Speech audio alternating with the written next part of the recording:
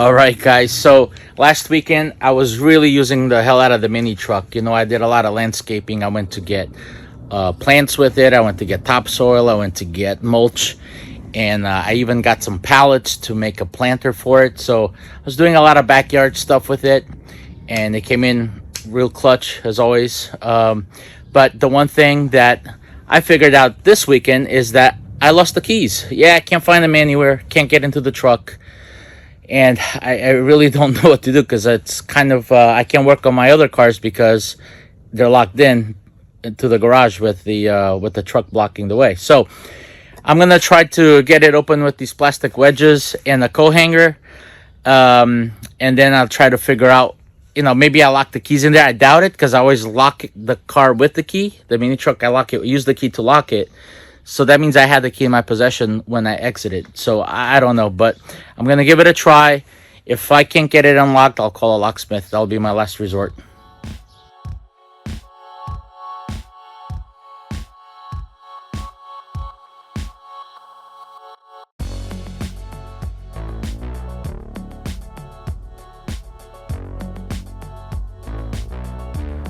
Okay, guys, so the keys are not in the truck, which I expected.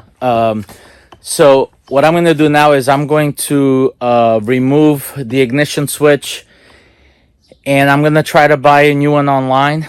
I took a quick browse at eBay, and it looks like they're not too expensive used. Like, I could get for under $200, I could get both the ignition and the barrels for the door locks. So that would do a whole new key changeover. The only thing I'm scared about is because these are used. I don't know if they're faulty. But I don't think these cars ever suffered from bad ignition switches. So hopefully they're all good. In any case, the one thing I did notice is there's like a 6-pin and a 7-pin. And I don't know what I have. So I'm going to remove the old one and take a look and determine what I need to order. Thing that sucks is I gotta order this from Japan, and it's gonna take God knows how long before I can move the truck. Looks like there's only 4 Phillips head screws holding up the steering column cover, so just gonna zip those out.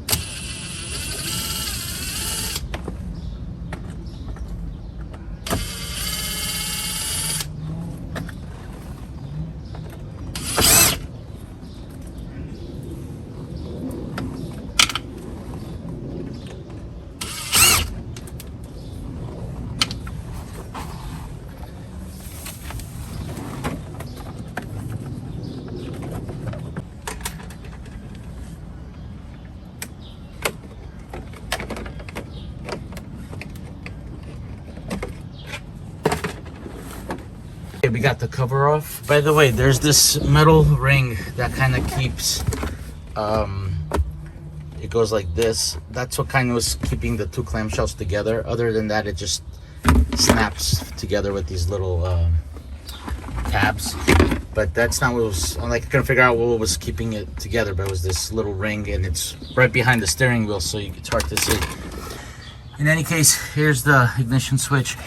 Looking at it, how simple it is, I think it's going to be the 6-pin one, but I'm going to remove the plug in the back and try to figure out how to remove this. Looks like you're supposed to use a special key to remove the barrel, but I'm going to see if I'm able to do it with some channel locks or something like that. Alright, guys, so the hardest part of that job was just undoing the plug. There's like a metal tab.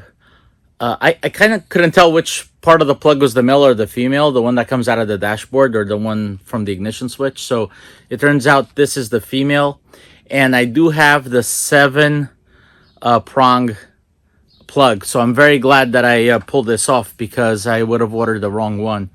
In any case, this little bezel that holds it in place, the actual key barrel, that just screwed off. I didn't need to use channel locks or anything. It was like hand tight. So now that I have this off, I'm gonna go on eBay and see if I could find a replacement part with the tumbler barrels for the locks as well. That way I will still have 1 key to do both. But I don't have a choice, because I have 0 keys. So even if you know, if I just had a bad ignition or something and I was still able to use the door, I would have just ordered this, and I would just live with having to use 2 keys, one for the doors and one for the ignition, which is kind of how the B-Turbo is from the factory. The B-Turbo came with 3 keys, one for the doors, one for the ignition, and the 3rd key, which I think locks the trunk and the glove compartment. So in any case, let's go ahead and... Ooh, is that a bug? Jesus. Anyway, let's go ahead and go on eBay and try to find this out, and hopefully the next part of this video will be me putting the parts back in and having a working truck again. All right, guys, so I finally got my package from Japan. Here's the new ignition switch, and looks like I know that it was supposed to come with the tumblers for the door locks, but it looks like there's a 3rd item in here. All right, so if I had to guess, I would say these are similar. So these are probably for the doors. This 3rd one, pretty dirty. I'm thinking maybe it's... I was gonna say the glove compartment, but it's too dirty. Maybe it's for the fuel cap. You know what? Let's... well, anyway, before I do anything, I want to just connect this and turn the switch to make sure that this functions before I waste time installing these other components.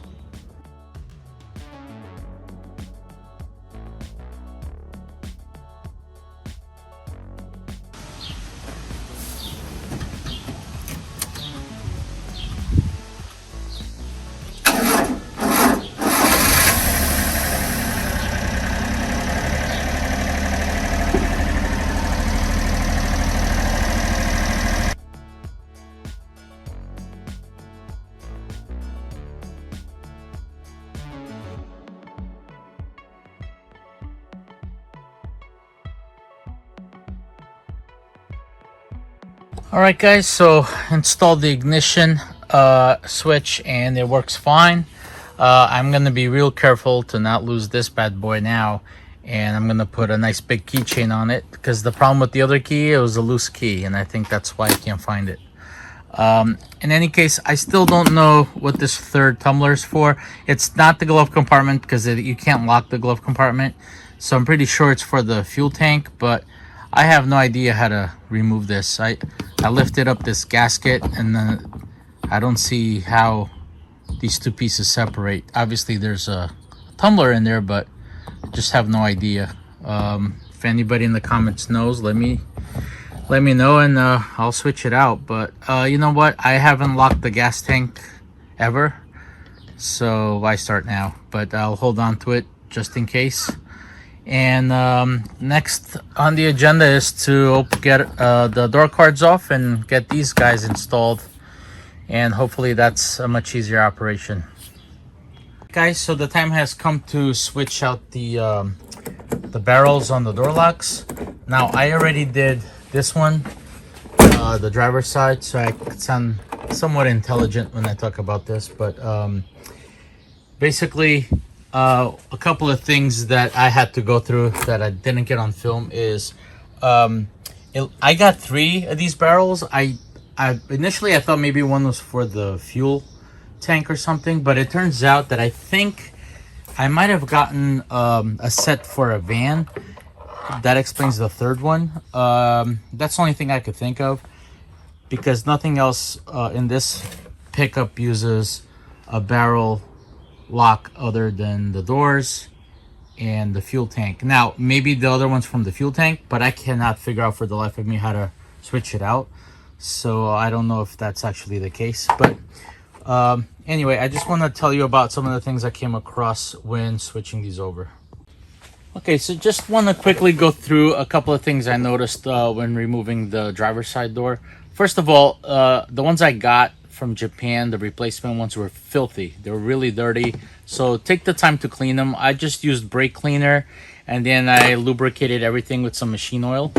The other thing is, the ones that I got had damaged, like this little trap door here was damaged, and on one of them, not only was the trapdoor damaged, but you could see here the little, I guess you could call this a little bezel or faceplate, was also dented. And I think that's because the little trapdoor was broken. But these are actually really easy to switch out. I already did these, but I will kind of show you quickly. So the trapdoor itself is just a simple little mechanism. It's a little door with a spring, and then it has a little pin that kind of keeps it together. Just kind of quickly assemble this for you here. And then that sits this way on here. Now this one has a broken spring, so it's gonna fall in. But I will, like I said, I was able to reuse. I had to mix and match because I had one with a bad door, and then the other two just had a bad bezel, like this one. And then this bezel has these little barbs here that all they do is they kind of lock into here like this. So to remove it, it's very easy. All you do is you kind of get yourself a little pick like this, and you just press in this little tab and you push up, and then this comes out. And just make sure you're working in an area where you have a nice table to work on, in case some of this stuff goes flying across the room.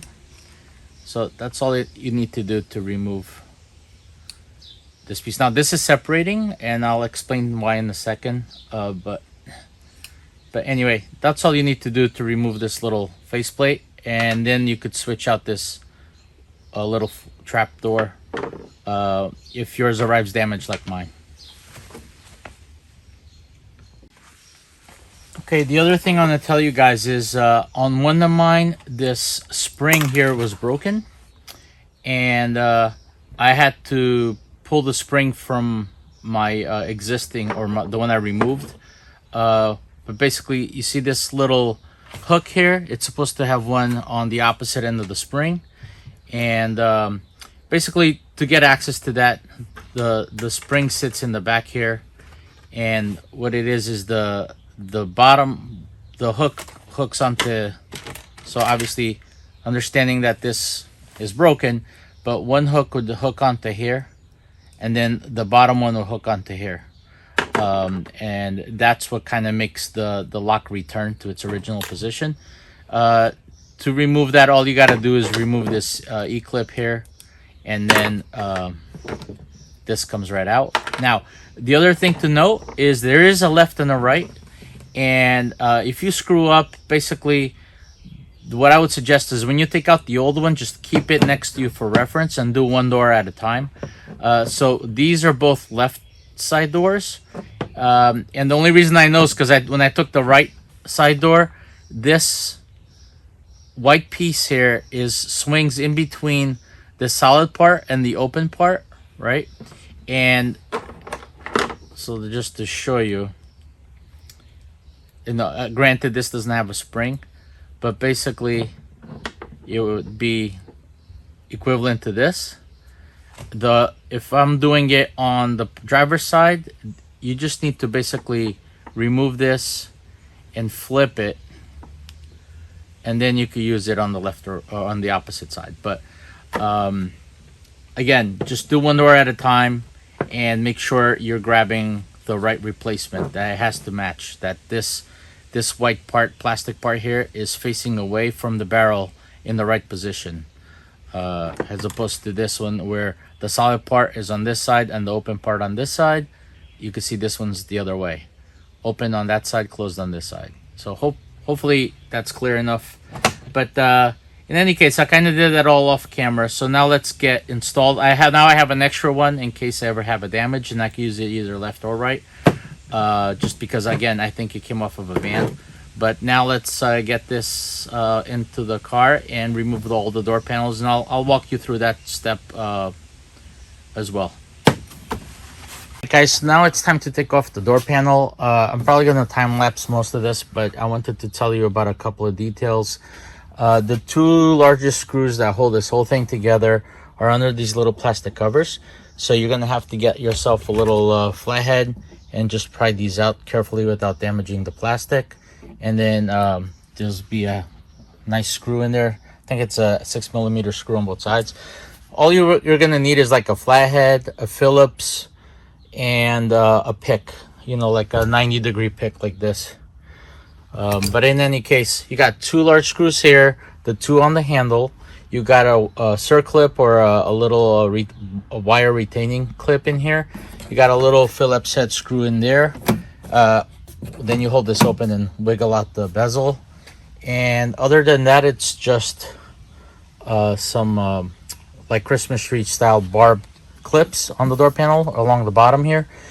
The other thing is, this is the passenger door, so that's all it has. But if I walk over to the driver's side, there's 2 additional little screws, one here and one here, for this map holder or little storage bin. Obviously mine doesn't have it on the passenger side, but just want you guys be aware. One other thing to note is I have my own speakers, aftermarket speakers.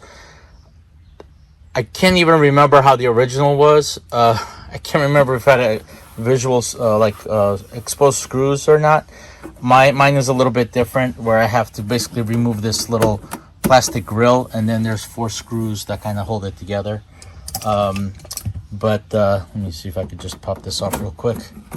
So this is just for my particular application. You could see the 4 screws, and I have to remove that and remove the speaker.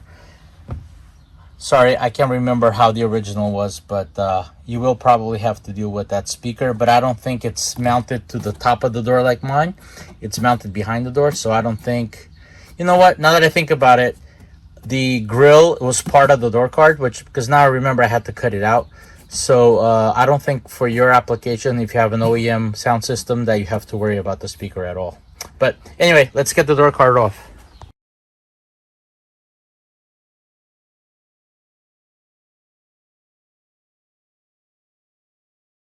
Alright guys, so it's time to take out the window crank. You're gonna need a pick tool like this. It's actually fairly simple. Basically, you kind of see there's like a gap right there, right behind the crank, and in between the crank and this little bezel here. And when you turn it, you can kind of see like a wire shining in there. Basically, all you're gonna do is you're gonna grab it, pull it. You don't have to remove it all the way, just have to pull it enough out of the way where you could pull this out. So I'm gonna do that, and then I'll show you once it's off basically how it works, so you have a better idea.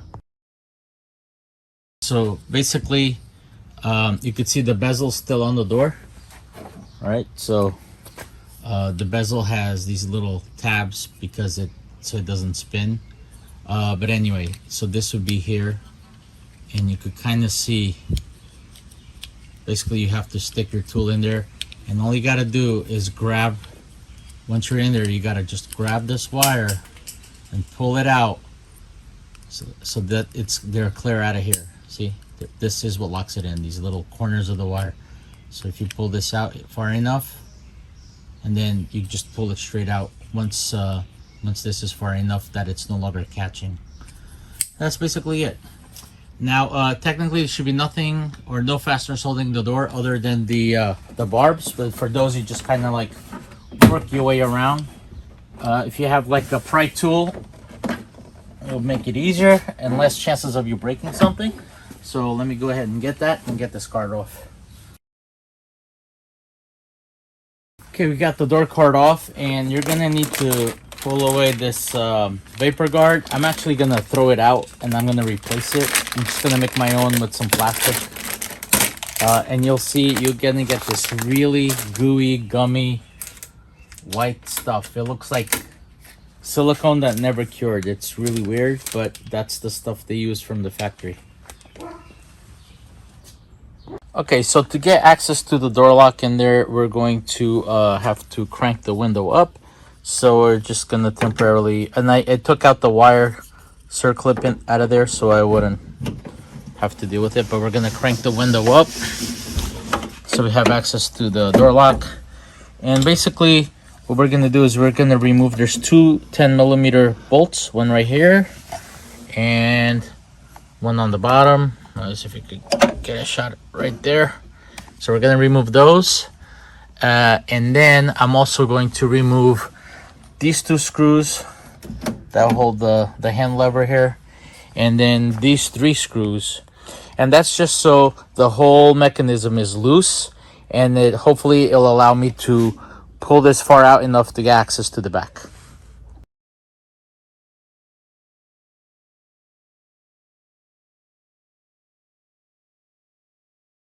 All right, so we got the screws out. These 2 screws that were holding the hand latch. We got the 2 10 millimeter bolts out holding in the door handle, and we also removed the 3 screws that were holding the door latch here. And now what I'm going to do is I'm just going to push the door handle from the back forward, just to get it kind of loose. And then I'll show you from the other side. I'm just going to like kind of manipulate it so I have access to the back. So just basically wiggle this far enough so that I have access to the barrel right here. And I'm just going to zoom in a little bit.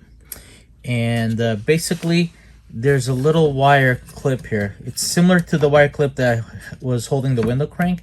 I just got to move this far out enough so I could slide the barrel out the back. You got to be careful because this is just plastic and it's part of this housing, so you don't want anything to break. You don't need to pull this out all the way, you just need to move it far back enough for the barrel to slide out.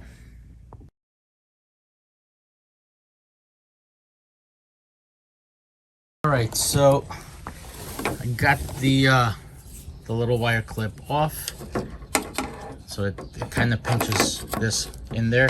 And now to get it off of this wire, you could just like ride that wire down and remove it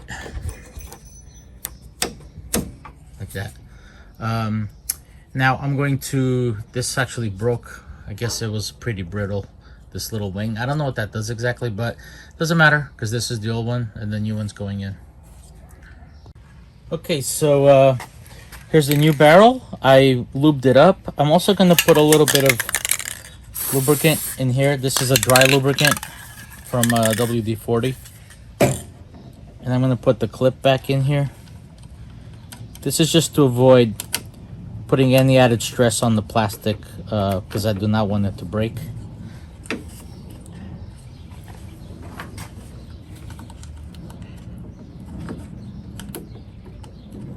Alright, actually I think it's easier to put the clip once the barrel lock is in there. So I'm just going to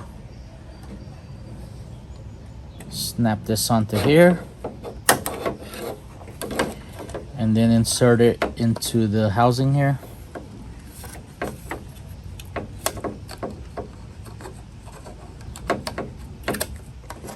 And then insert the clip from the bottom.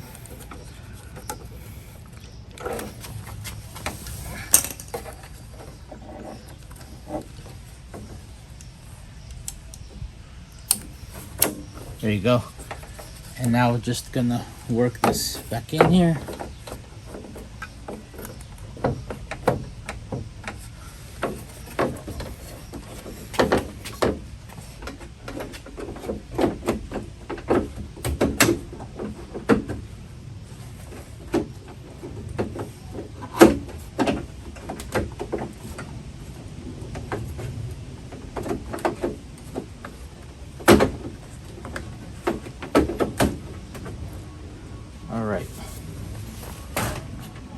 So we got the door lock in there, and now it's just a matter of putting these, getting this lined up, the holes lined up, and mounting these 3 holes back, and then getting the release latch from the inside also bolted up.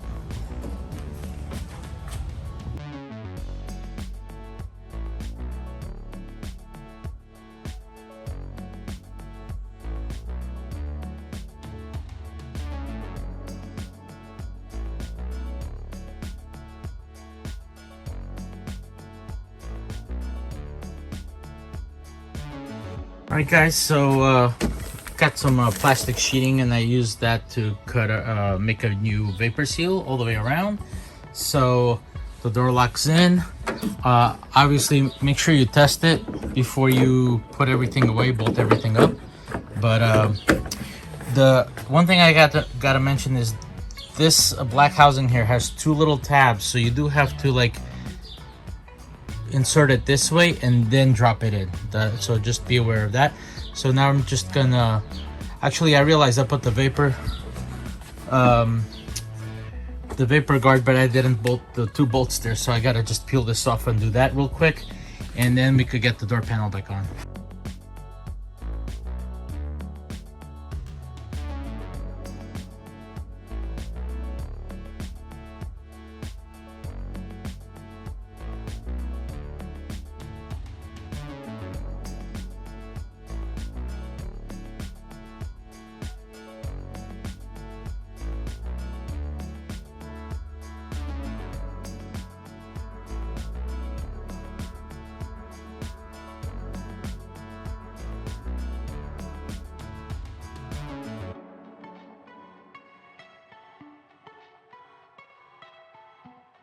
Alright guys, there you have it. Panel's back on.